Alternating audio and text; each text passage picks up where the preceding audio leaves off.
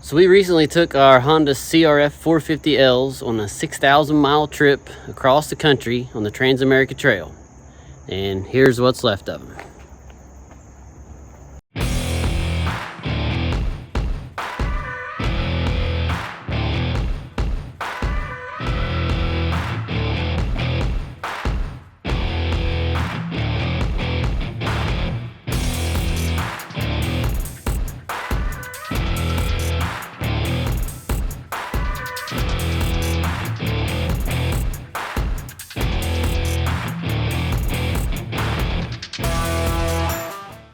So now it's time to clean these things up, change the oil, get the air filter cleaned, get the D606s back on them, and get them ready for the next adventure. I'll put a couple of before pictures in here so you can see what they look like before we left on the trip, and then you'll see what 6,000 miles of off-road riding makes them look like.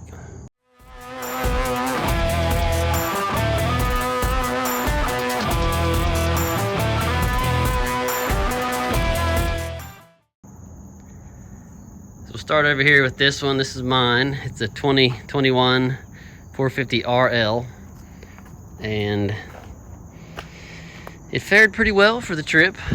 Yeah, the only problem was the starter, and we ended up having to take it to a dealer, and they pulled this cover off, fixed the starter reduction gear, and got the starter working again. Really, that was the only mechanical issue with this bike. The saddlebags rubbed the side plate pretty bad, a lot of scratches, still dirty from that. I think some of this may clean up, I don't know. We still have the Kenda tires on them, which are fine for riding on the road and very light trails, but we'll be taking those off and putting the Dunlop D606 back on before we do any more riding.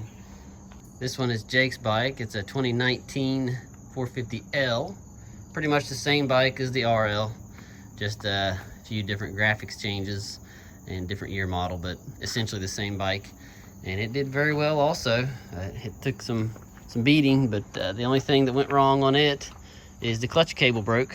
In Salt Lake City, we had to go to Rocky Mountain and get a new clutch cable. Besides that, it did really well. One thing I'd like to talk about is this ram mount.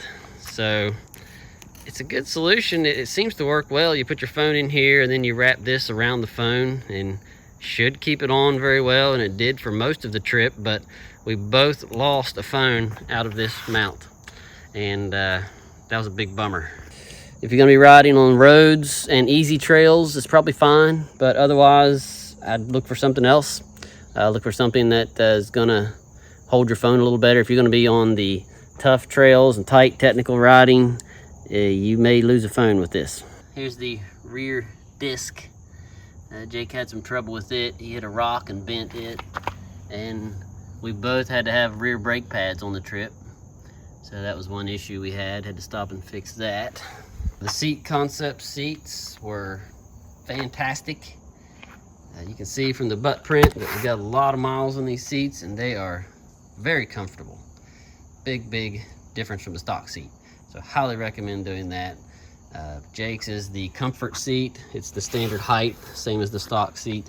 Mine is the comfort low, which, as you can kind of see, it has a bit of a dip down here in it that gets your feet a little closer to the ground.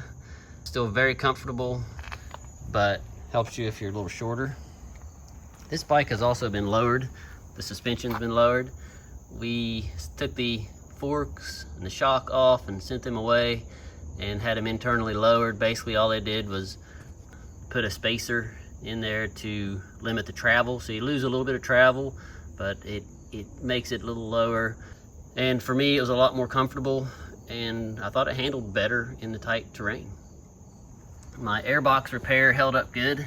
Right before we left for the TAT, I guess a rock or something kicked up right here and busted a big hole in my airbox. So I had to take some plastic and some cement glue and kind of, patch this up, and it's ugly, but it held up well. We used Federal motorcycle shippers to ship the bikes home, and they did a good job. They got the bikes here safe and sound, but it did take a while. It took like a month to get them, which we weren't in a big hurry, so it wasn't a problem, but I don't know, maybe some pandemic related shipping issues there, but it took a while, but they arrived safe and sound and the price was really good. So no complaints here with Federal motorcycle shippers. Talk about some of the mods we did to the bike and how they worked on the trail. First of all, the Yoshimura exhaust. We were very glad we had that on there. You know, it lightens it up, and we did a lot of tough technical riding. So a little bit lighter, a little more power. It was nice to have it, for sure. So along with the Yoshimura pipe, we put the Vortex ECU in here, right under the seat right here. And that was very helpful to have on the trip. Smooths out the power, takes away the jerkiness at low speeds, and we're glad we had that mod. A couple of times, my bike cut out at high speed, like 60 miles an hour. It just stopped dead, and the engine just shut off. And I pulled off the side of the road both times and restarted it, and it took off and ran fine. Maybe there's something going on with the ECU there, possibly. I'm not sure. Be interested to hear if any of you guys are having that issue. These Zeta hand guards are fine. The wraparounds, honestly, I probably would not do the wraparounds again. I would probably just put the flags here without the wraparound, mainly because if you do go down and this gets jammed up any at all, it'll cause your throttle to stick. And we had that happen a couple times, and you got to take this loose and bend it around and work with it. It's kind of a pain in the butt, so don't love these. And also they tend to kind of get out of whack. You can see Jake's here is kind of sticking up in the air. It's another thing they'll do. If you go down, they'll end up maybe sticking straight up, then you have to work with them to get them back down. The grip heaters, we really didn't use the grip heaters much at all on the trip. We thought we might need them, but we just didn't hit much cold weather. It's nice to have them when you do hit cold weather, but honestly, we would have been fine without them. So we did the thermostat delete on both of these bikes, and that got rid of a lot of the emission stuff. I'm glad we did it. If you live in a cold area, going to do a lot of riding under freezing, below freezing, you probably shouldn't do it, but otherwise it gets rid of a lot of unnecessary components. It opens up the engine compartment area a good bit.